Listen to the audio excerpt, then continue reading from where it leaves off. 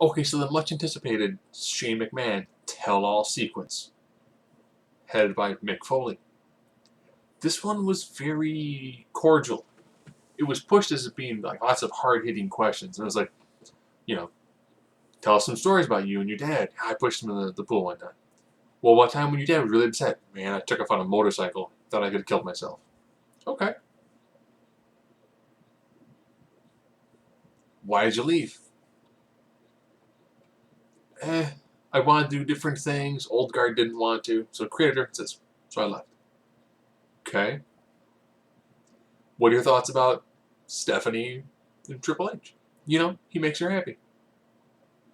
Any jealousy? No. Kind of evasive? No. Favorite match? Against Kurt Angle. Which, if you watch that Kurt Angle King of the Ring match, it's the thud of Shane's skull hitting the concrete because they swapped out the breakaway glass for legit glass.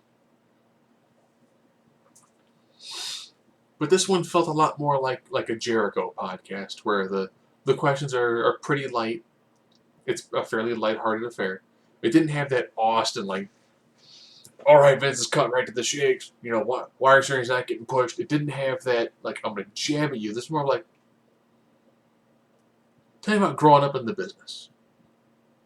So some nice little stories here and there. Nothing as hard-hitting as they've kind of played out to be. It's like, why'd you come back? I got a phone call.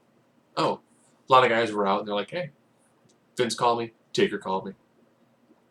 I'm still waiting for when Taker retires. And it's like, so I got a phone call from Mark.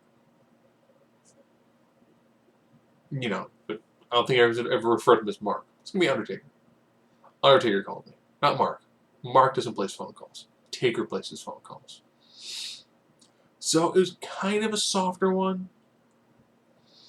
I almost wish he would have got on like a Legends with JBL, where JBL does a really good job driving the point home into somebody. So, kind of Jericho podcast. The questions were hard-hitting, but like love taps. You know, guys that you liked working with. What was like being ribbed growing into the industry. So, if you have the network, it's worth to listen to.